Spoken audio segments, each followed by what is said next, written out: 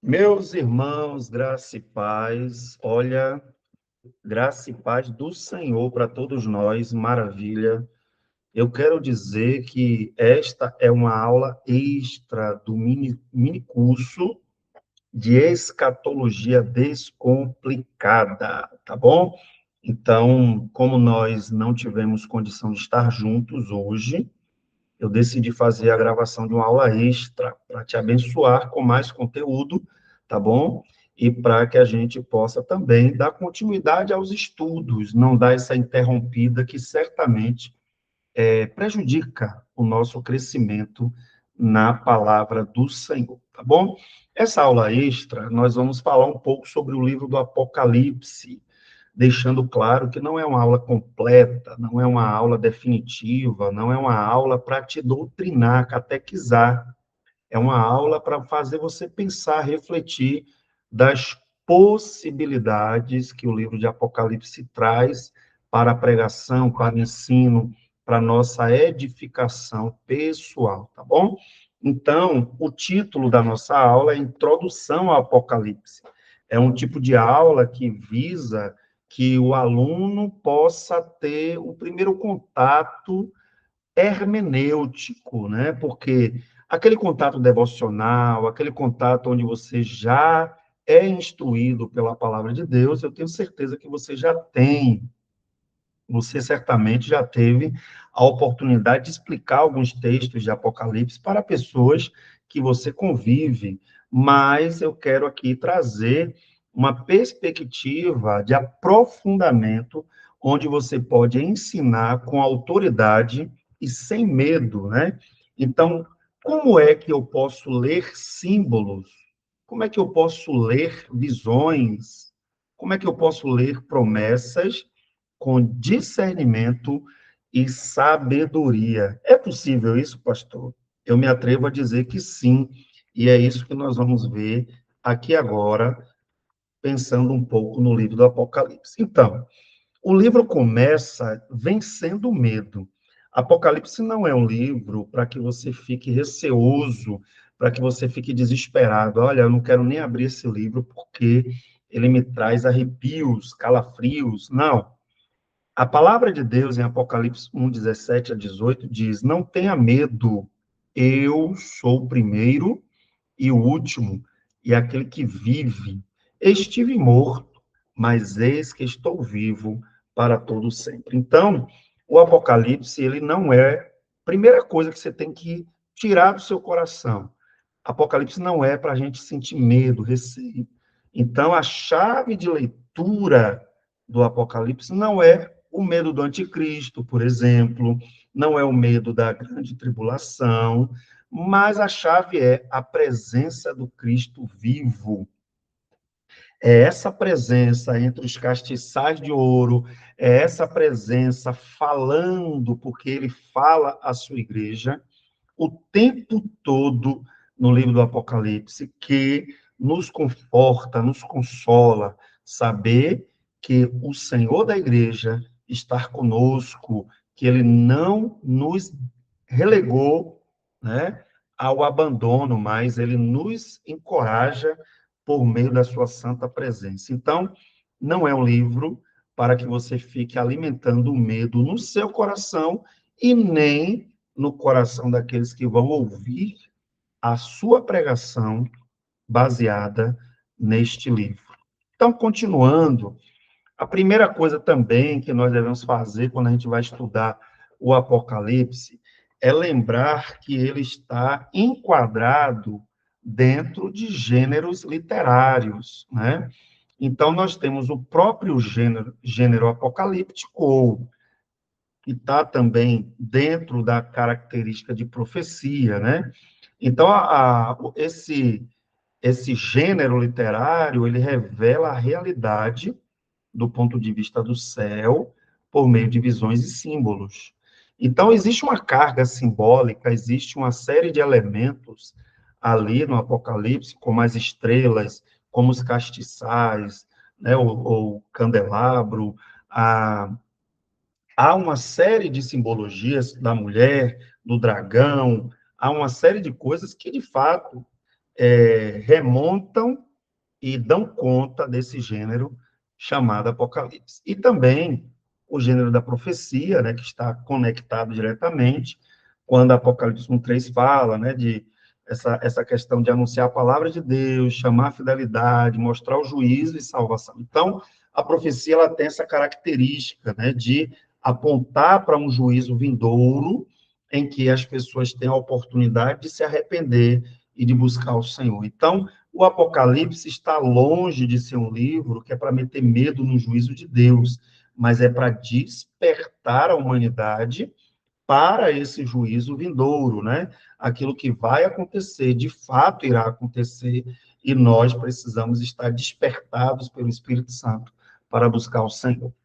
Uma outra questão é que o Apocalipse também tem uma característica epistolar, né? As cartas que estão ali, logo nos primeiros capítulos, capítulo 2, 3, né, principalmente, a gente vê que Deus ele tem um interesse de comunicar verdades para pessoas daquele momento. Então, o livro não aponta só para o futuro, mas Apocalipse aponta para uma realidade eminente também daquelas igrejas que estavam vivendo. Observe que os primeiros leitores do Apocalipse são as 7 igrejas da Ásia Menor. Então, Deus ele tem interesse de falar ao coração nosso hoje. Assim como falou aos primeiros leitores, ele tem o interesse de usar esse livro para nos advertir hoje, e não só para gerações futuras, né? Então, a gente precisa respeitar os 3 gêneros, porque isso vai impedir que nós façamos leituras, o quê? Frias, né? Cuidado, porque nós podemos fazer leituras frias ou fantasiosas ou desligadas da igreja, como se tudo que está ali fosse se cumprir na vida do mundo, dos ímpios, né? E que não tem conexão alguma com a vida da igreja. Isso é preocupante. Uma outra questão para você ler Apocalipse com uma visão mais prudente, né? E pensando naquilo que você vai pregar, naquilo que você vai ensinar para as pessoas, o Apocalipse ele foi escrito para as igrejas reais, né? Em conflitos reais. Então, Apocalipse 1:4 fala que João escreveu às 7 igrejas que se encontravam na província da Ásia Menor. Então, Jesus conhece a sua igreja. O que é que essas igrejas estavam enfrentando?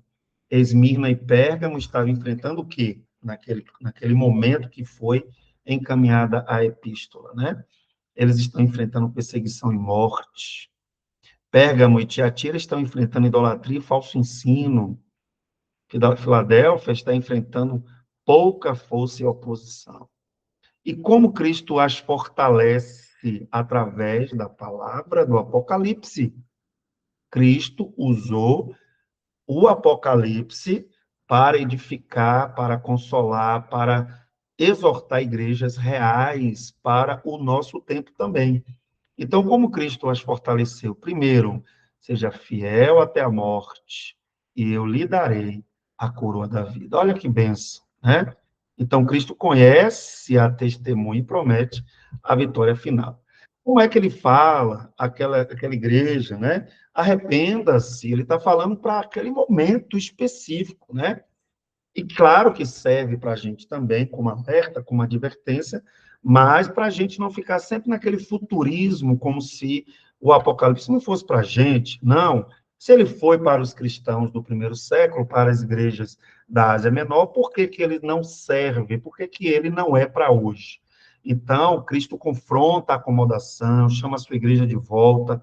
Então, Apocalipse é uma mensagem também para hoje. Uma outra questão é que ele diz: conserve o que você tem, para que ninguém tome a sua coroa. Pouca força não significa abandono. Cristo abre a porta e sustenta. Então, a igreja de Filadélfia tem pouca força, mas ela é chamada a permanecer mesmo com aquela pouca força, né? Então, a chave de leitura aí, antes de procurar ficar buscando os códigos sobre o futuro, como é que vai ser o futuro da igreja e tal, dos crentes, ouça o que Cristo diz hoje. Permaneça fiel, arrependa-se, não tenha medo hoje. Então, a mensagem do Apocalipse, como eu já disse, e vou repetir, não é somente pensando naquilo que é futuro, tá bom? Observe que eu não estou entrando aqui em grandes teorias, especulações escatológicas. Eu estou preocupado com o texto bíblico, como ele edifica a igreja, como ele edifica a minha vida na leitura, né? Então, é uma preocupação que eu tenho quando pregadores ficam sempre buscando algo profundo, algo que o próprio texto não diz, como se o que já está ali no texto não fosse rico o suficiente para edificar nossas vidas. Cuidado com essa busca incessante sempre pelo mistério, por aquilo que está oculto, por aquilo que não está explícito. A gente tem que ter cuidado, muito cuidado com essa prática, né? É óbvio que existem teorias, né? Quando a gente pensa na leitura clássica, a gente sabe que as obras de teologia tentam explicar, sim, o Apocalipse, né? E tem quatro maneiras, pelo menos, da gente ver, enxergar como interpretar o Apocalipse, né? A gente pode pegar um veio aqui meio preterista, né? Que entende que a maior parte do Apocalipse já se cumpriu. Então, as visões, os monstros, os julgamentos retrataram o conflito real entre a Igreja primitiva e o Império Romano. Há quem pense assim. Então, a gente, ao pegar esse caminho preterista, a gente vai fazer o quê? Valorizar passagens que dizem que aquelas coisas em breve deveriam acontecer. Então, o próprio texto diz: em breve vai acontecer. Então, de fato, muitas das coisas que foram ditas ali se cumpriram já no primeiro século. Isso é um fato objetivo. Uma outra forma, e é óbvio que essa visão preterista ela é muito problemática, uma outra forma que a igreja enfrentou, encarou o Apocalipse foi numa perspectiva historicista. Foi não, ainda é em muitos arraiais evangélicos, né? Historicista em que sentido, né? Cada visão ou selo representaria uma época histórica diferente. A queda de Roma, a Idade Média. Então, sempre fica buscando na história humana momentos históricos que parecem com o que está escrito para, associando o momento histórico com o texto de Apocalipse, dizer que aquilo é o cumprimento. Porém, outros momentos que vão se repetindo, e aí? A gente faz o quê com aqueles momentos que se repetem? Coisas muito parecidas que aconteceram. A gente teve uma primeira grande guerra, depois teve uma segunda grande guerra, depois a gente tem uma guerra fria, a gente tem uma série de episódios históricos que se repetem. E se toda vez que acontece um novo episódio a gente buscar um equivalente lá no texto bíblico de Apocalipse, isso é problemático. Então, essa corrente, ela percebe a longa história, tende a produzir identificações instáveis. Por que instáveis? Porque, se você for olhar, como eu já disse, vai se repetir algumas coisas ao longo da história humana, e aí? Se você disser que o fulano de tal era o anticristo, o Papa do século passado era o anticristo, e esse agora é o quê? Então, é perigoso você ficar o tempo todo buscando uma interpretação à luz da história. A Bíblia não pode ser interpretada dessa maneira. Uma outra problemática também é o que a gente chama aqui de futurista, né? Essa perspectiva futurista, meus irmãos, ela concentra Apocalipse 4:22 em grande parte dos acontecimentos finais. Ela é como se dissesse, olha, Apocalipse do 1 ao 3 já se cumpriu no tempo, no espaço, na história da igreja, e a partir do capítulo 4 é algo que vai se desenrolar ainda no futuro. Então, isso preserva a consumação, pode afastar o livro das sete igrejas, né? É como se aquelas sete igrejas citadas ali no início, elas deixaram de existir a partir do capítulo 4. Então, essa perspectiva também. Se a preterista, que é voltada só para o passado, ela é problemática, a futurista, que é voltada só para frente, para o futuro, ela também é problemática. E aí tem uma outra perspectiva que é a idealista. Idealista. Então, ela vê símbolos e ciclos que retratam um conflito entre o reino e o mal, numa batalha contínua. Obviamente que ela é contínua, mas ela aumenta em grau. Essa perspectiva, ela serve à igreja de todas as épocas. Você não precisa ficar o tempo todo buscando questões históricas para comprovar sua tese, né? Ela precisa preservar fatos e a consumação. Então, nesta aula, a leitura idealista moderada, com referência ao século I, e consumação futura, né? A gente é eu, particularmente, meus irmãos, adotei essa perspectiva porque me parece que ela é mais simples de explicar. Pode ser que seja um comodismo meu, se você quiser entender assim, tudo bem. Mas, a meu ver, é a que fez mais sentido. Ou seja, tudo o que está dizendo ali já aconteceu em algum momento da história, vai acontecer novamente, porém, assim como as dores de parto que Jesus se referiu, que elas vão aumentando em grau de intensidade, até que chegue o dia do parto, é assim também que eu entendo que esses ciclos que vão acontecendo ali no Apocalipse, eles estão aumentando em grau, mas não significa dizer que é uma era específica, né? É muito problemático uma visão dispensacionalista, por exemplo, quando você pega que cada igreja ali significa uma época histórica, dá muito trabalho, gente, para explicar isso, e eu confesso para vocês que eu não consigo fechar todos os fios ali, conectar todos os fios. Então,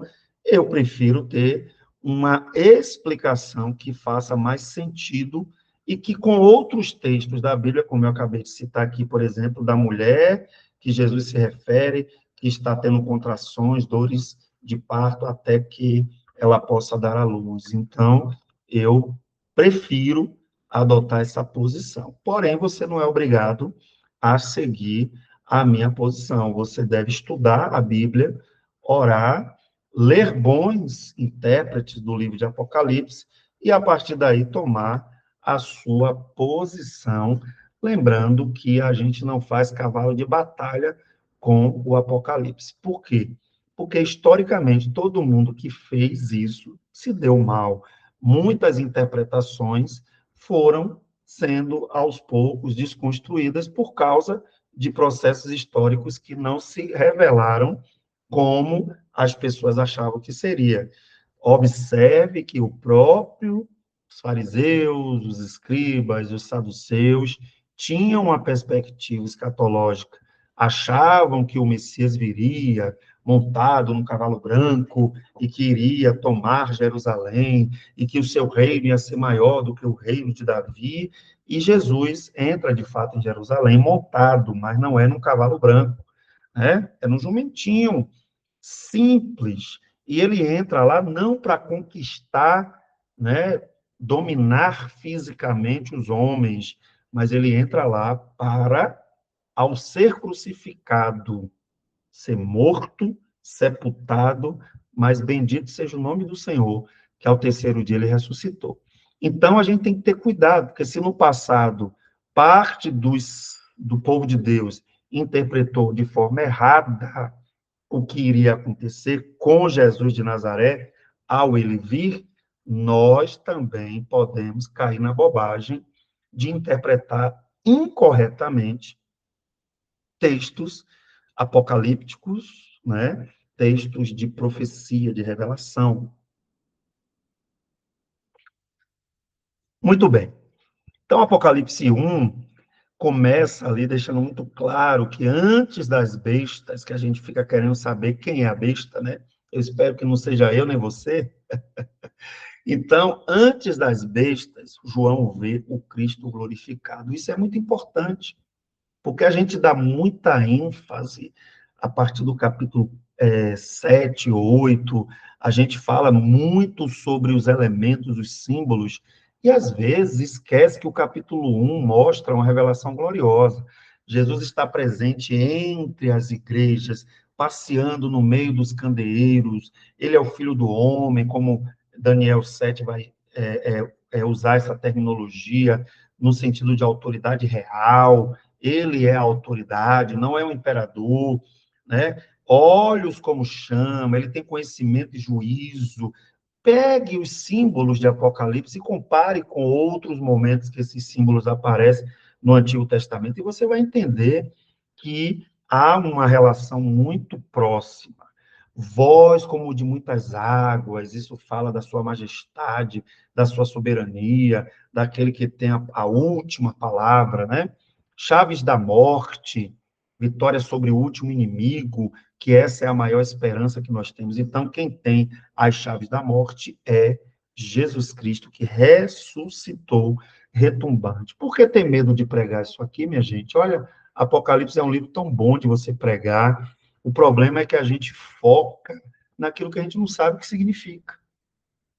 E fica tentando explicar o que a gente não tem certeza, em vez de se agarrar naquelas partes que já está muito claro para a gente. Então, é esse desafio que eu quero trazer ao seu coração com esse mini curso de escatologia descomplicada, tá certo?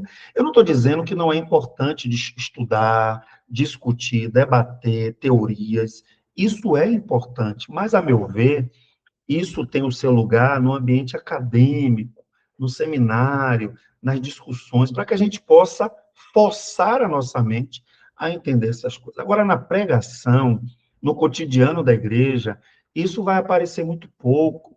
Então, nós precisamos pegar aquelas partes do texto que, de fato, já aquecem o nosso coração, que inflamam a gente, que faz a igreja ficar vibrante, empolgada, né, com a perspectiva de que o rei está voltando, minha gente. Então, nós precisamos nos apegar àquilo que já está bem revelado.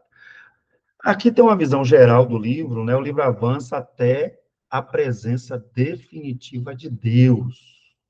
Então, Cristo glorificado aparece ali logo no capítulo 1, no capítulo 2 e 3, a gente vê as 7 igrejas sendo exortadas, chamadas à correção, à perseverança. Depois a gente vê a visão do trono, mostrando que, apesar da igreja, o Senhor dela está sentado no trono, governando, regendo, e que nada vai fugir, em nada, em absoluto, vai fugir do seu controle, né? Porque é ele quem governa a história. Do capítulo 6 ao 20, a gente vê conflito o tempo todo. As coisas vão se aquecendo até chegar o juízo final. Então, a gente vê de maneira muito clara as trombetas sendo tocadas, Deus chamando a atenção, os selos são desatados primeiro, depois as trombetas, depois as taças.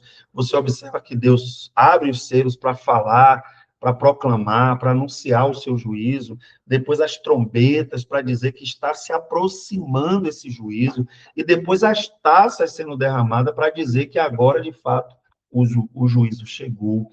Ou seja, é um sistema de proclamação constante, e que essas coisas vão acontecendo gradativamente até chegar o dia do juízo. E a grande mensagem do Apocalipse, que a gente desiste, às vezes, também de pregar, né? A gente tem o capítulo 21 e 22, que é glorioso, que mostra a nova criação sendo feita, Deus no meio do seu povo, o jardim inicial que foi perdido e agora é restaurado. Por que ter medo de pregar isso aqui, minha gente? Olha, o capítulo 1 ao 5, você tem coisas formidáveis para pregar. O capítulo 21 e 22, a maioria das dúvidas que temos, sim, há dúvidas, há debates, há teorias, estão no capítulo 6 ao 20, e de fato é muita coisa, mas tem muitas preciosidades que podem ser pregadas em Apocalipse. Muito bem. O capítulo 4 e 5, o trono explica a história. É interessante isso, o Cordeiro conduz o seu fim. Quando a igreja está ali sendo checada por Jesus, inspecionada por Jesus, e ele vai demonstrando a condição que a igreja se encontra, e ele vai falando de agentes de poder que estão naquelas cidades e que estão afetando, sim, perseguindo, sim, maltratando, sim, mas o capítulo 4 e 5 aponta para esse rei que já reina soberanamente, que governa todas as coisas, ele é digno de abrir o livro, ele é o leão da tribo de Judá, ele ouve, ele vê, ele é o cordeiro como tem sido morto, né? Então, Cristo vence por meio do sacrifício e é digno de conduzir a história, né? Interessante essa visão dupla do cordeiro e do leão, tão antagônicos, e que em Cristo Jesus, né, mostra uma figura perfeita. Então, a visão que é tida ali não é para meter medo na gente, de forma alguma. É para a gente saber que quem governa o mundo não é o imperador, não é o político, não são as autoridades humanas. Quem governa é aquele que se assentou no trono sempre eterno, né? Então a gente precisa resgatar essa convicção e pregar Apocalipse com graça, com autoridade, com alegria no coração. Muito bem. E aí tem um pouco do que eu já falei aqui, né, há pouco, né, nesse instante. É uma a gente precisa recapitular isso o tempo todo em Apocalipse, né? Porque as visões são ciclos. Nessa visão, nessa perspectiva, né, de interpretação idealista, a gente vê que as visões que estão acontecendo ali são ciclos que vão acontecer, se cumprir, até que haja o desfecho total. E esse ciclo, ele vai aumentando a intensidade. Então, se abrir os selos já traz problema, como já trouxe na humanidade, as trombetas vai trazer problemas mais intensos. E as taças, quando forem derramadas, elas vão, de fato, ser um juízo muito mais pesado. Então, o ciclo não quer dizer que vai ficar se repetindo sempre igual. Os ciclos têm a ver com algo que vai se cumprindo, se cumprindo, se cumprindo, aumentando as dores, até que o glorioso parto aconteça e estejamos para sempre na presença do Senhor, né? Então, a gente tem os selos. Pastor, essa ideia mirabolante, essa ideia não é uma coisa assim diferente, estranha? Será que a igreja se eu pregar dessa forma, a igreja vai acreditar? Irmãos, se você ler Apocalipse 6, 14 a 17, por exemplo, você vai ver que sempre quando termina uma parte como selo, vai falar algo muito parecido. O céu se recolheu, o pergaminho, chegou o grande dia da ira deles, né? Aí, quando as trombetas tocam, algo muito parecido acontece aqui em Apocalipse 11, do 15 a 18. O reino do mundo se tornou do nosso Senhor. Ó, o céu recolheu-se, o reino se tornou do Senhor, chegou o grande dia da ira dele, chegou a tua ira e o teu lugar de julgar. Olha como há um padrão muito parecido. Então, me parece que está falando da mesma coisa, porém, obviamente, com grau de intensidade maior, né? Aí vai falar da colheita também, Apocalipse 14, 15 e 16, chegou a hora de colher, a terra foi colhida, então haverá, de fato, né, uma ação poderosa de Deus nessa época também. E aí, quando chega no capítulo 16, está feito, todas as ilhas fugiram, os montes não foram achados. Observe que a linguagem é muito parecida e a ideia de ciclo, de fluxo contínuo, vai se cumprindo. Gente, é o que a gente vê. Terremotos sempre existiu, mas o que é que vai acontecer? Eles vão ser amplificados, eles vão aumentar a intensidade. Furacões, tufões, todas as manifestações da natureza, né? Os desastres, os fenômenos extremos, que é uma linguagem agora muito mais usada, né? Tudo isso já aconteceu em algum grau, porém, a intensidade e o intervalo entre eles vai aumentando. Então, O que isso demonstra? João representa o mesmo período, tá? Sob novos ângulos. Cada ciclo amplia o conflito, intensifica a certeza do juízo e da vitória de Cristo. Então, sempre vai falar que o dia vai chegar e quem triunfa no final desse ciclo. Sempre quem triunfa ao final de cada ciclo é Cristo. Olha que benção. Por que ter medo, né? Como é que eu vou ter medo de falar da abertura dos selos? Ah, irmãos, isso aqui é algo apavorante. Não, porque no final da abertura dos selos, o rei continua reinando. Na última trombeta, o rei continua reinando. No último derramamento da taça, na última taça derramada, o rei continua reinando. Então, eu não posso ter medo daquilo que eu sei que é a vitória cabal, extraordinária do meu e do seu Salvador, né? Então, a gente tem, a partir do capítulo 12 ao 14, o conflito visível tem uma dimensão espiritual, né? Então, a gente vai ver ali falar da mulher, o povo de Deus e a chegada do Messias. Me parece que ali é uma trama, né? Aí alguns vão associar com a igreja, o Messias, o Salvador que chega, essa mulher que é perseguida, que é maltratada. A gente vê a figura do dragão, que é na Bíblia, dragão sempre está se referindo ao perseguidor, ao acusador, a Satanás, aquele que odeia o povo do Senhor. As bestas, que nada mais é do que poder político, religioso, o tempo todo se opondo ao povo de Deus. A besta que emerge da terra, a besta que emerge do mar.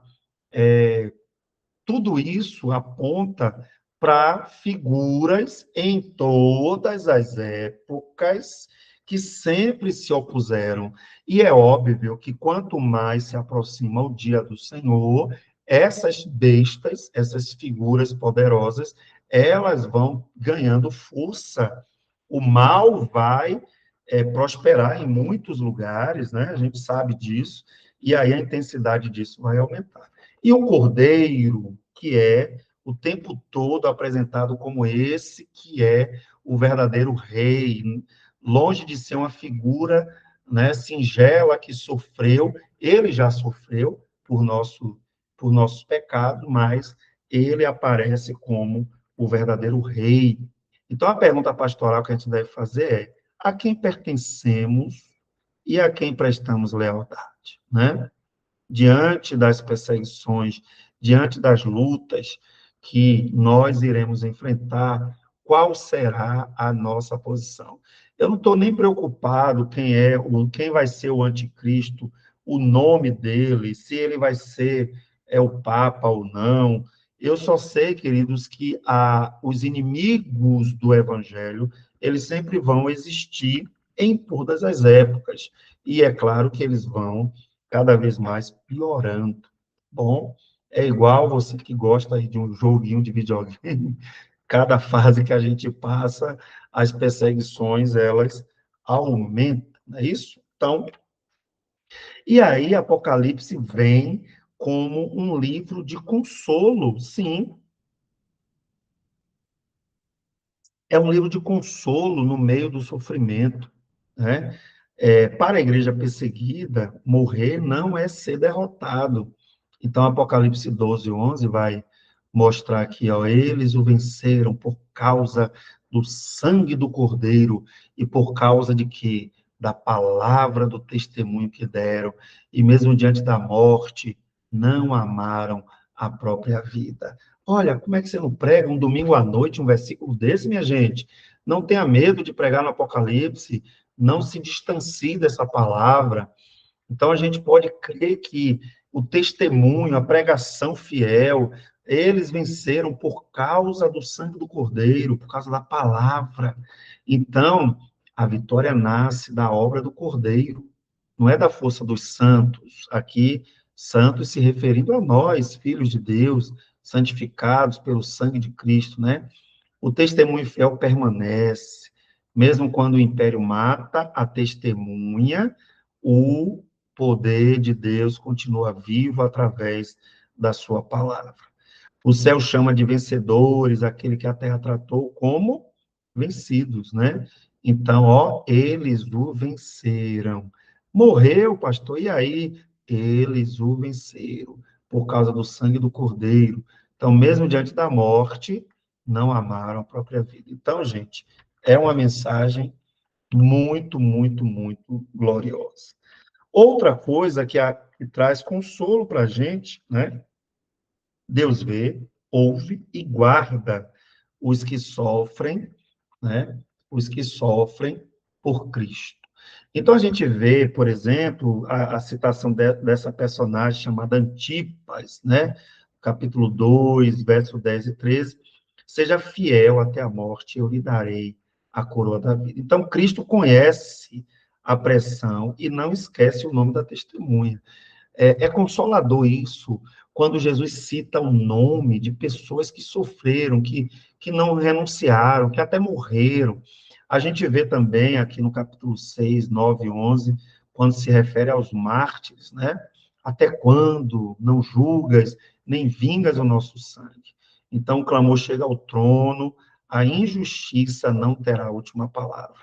Todos aqueles que clamaram, que morreram, que deram sua vida, o sangue do justo, né, está clamando diante do Senhor, e Apocalipse traz essa mensagem de conforto, de consolo para a gente, de saber que todo mal que o povo de Deus experimentou ao longo dos tempos de fato, não se compara, né, com a glória que o Senhor há de revelar em nós. E aí, mais uma vez em Apocalipse 7, 14, 17, quando se trata da multidão, Deus lhes enxugará dos olhos toda lágrima. Ou seja, os que atravessam a tribulação chegam à presença e ao cuidado do Cordeiro. Essa é a garantia. Eu não me preocupo se a igreja vai ou não passar pela grande tribulação. Não me preocupo mesmo. Por quê? Porque, meus irmãos, nós temos que estar preparados para qualquer cenário. Não há uma unanimidade sobre isso, né? De que a igreja não vai passar de jeito nenhum. O que eu vejo na Bíblia é o tempo todo Deus nos preparando para passar por qualquer tribulação. Então, nós temos que estar prontos, né?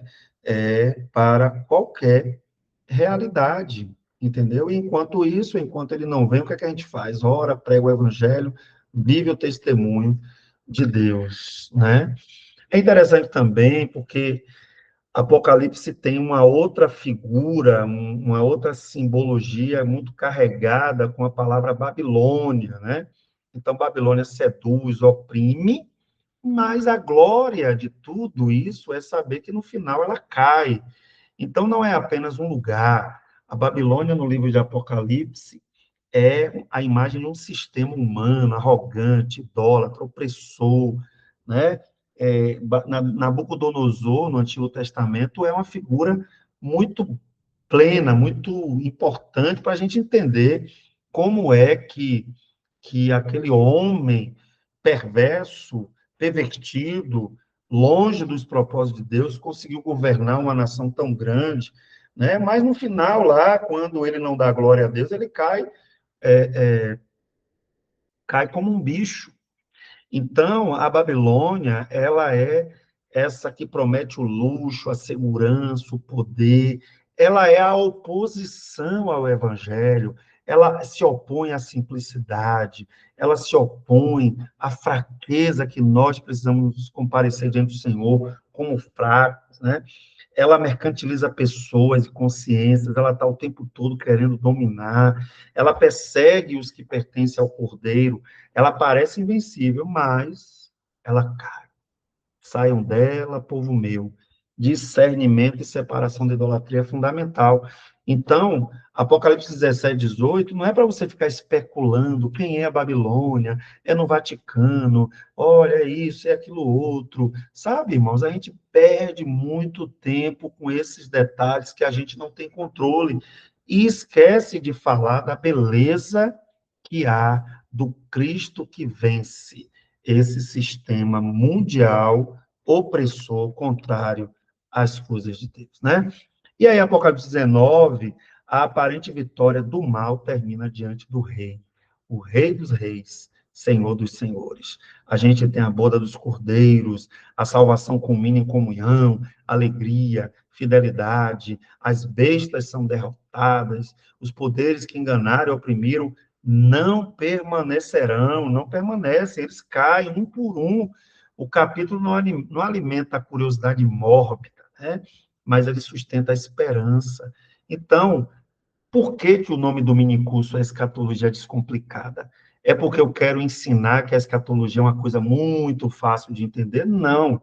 É porque eu quero bater nessa tecla de que é possível falar de escatologia sem ficar enchendo tanto a cabeça das pessoas com teorias sobre o que a gente não tem controle.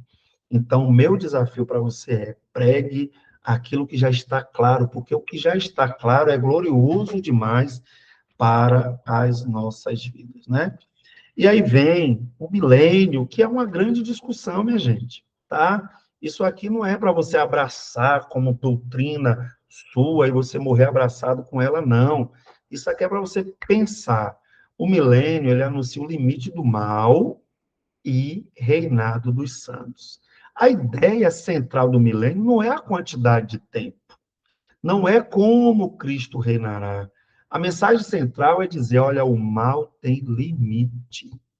E o povo de Deus, em um momento dado da história, vai ser honrado por Deus e reinará com ele. Então, Apocalipse 20 recapitula a era entre as vindas de Cristo sob outro ângulo, ou seja, a primeira vinda e a segunda vinda. Essa é uma leitura milenista, e eu tenho uma tendência de acreditar que ela faz mais sentido. Por quê? Tem muita gente que é desonesto e diz que os amilenistas, eles não acreditam no milênio, e isso é balela, isso é mentira. A questão é que o amilenista ele não acredita que os 1000 anos são literais. Por quê? Porque várias outras simbologias do Apocalipse não são literais.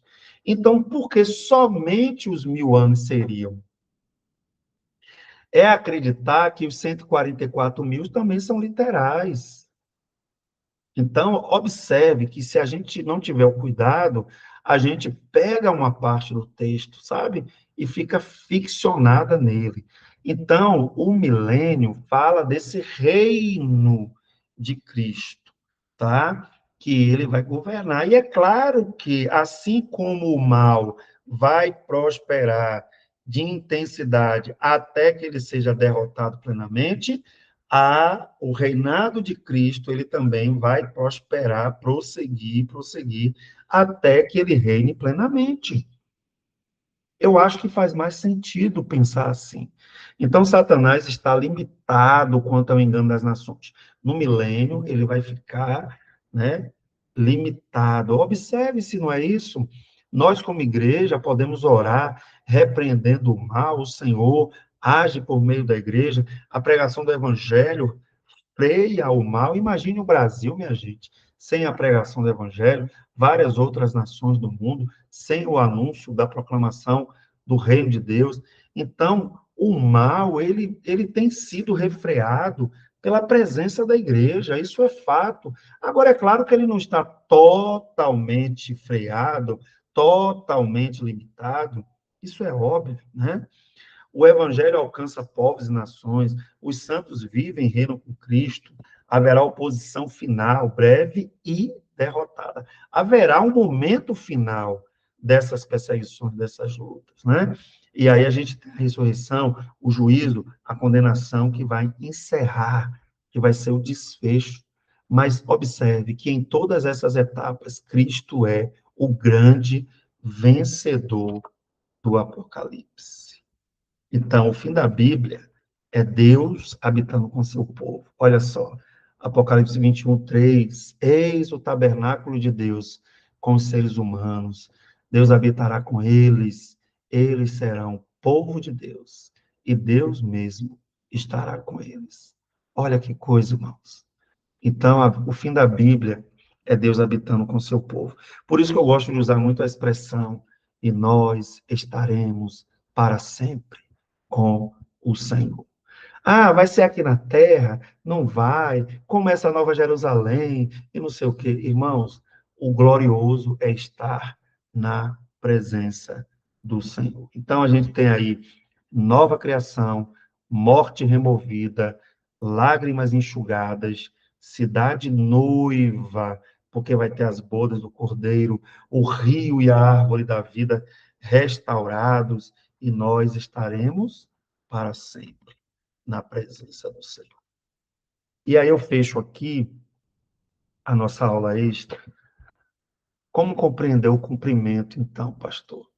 O cumprimento possui proximidade, padrões e consumação. Então, vamos lá. Os primeiros leitores, boa parte, né, de algumas coisas, quer dizer, algumas coisas do que foram ditas ali se cumpriu em Roma, perseguição, sedução, né, e também fidelidade concreta. Muito bem. Mas a gente tem padrões na história. Eu falei aqui que as bestas, elas estão no plural, não é em vão.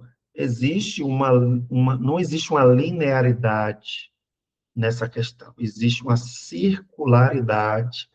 Então, bestas novas vão sempre se levantando em lugares diferentes, com objetivos diferentes, até que aconteça algo muito mais grave, né? Eu não elimino a possibilidade de haver uma uma conjunção de bestas, né, em todo o mundo, e uma delas liderarem, e de repente a gente chamar essa figura histórica de anticristo também, eu não vejo problema nenhum com isso. A questão é que a gente fica sempre olhando para o futuro, como se nada já tivesse acontecido, como se nada já estivesse acontecendo. A Babilônia é a mesma coisa, né? A Babilônia pode ser uma série de localidades, não tem a ver com uma territorialidade fixa, mas tem a ver com um espírito que permeia as decisões, os pensamentos, que controla os governos, que controla as economias.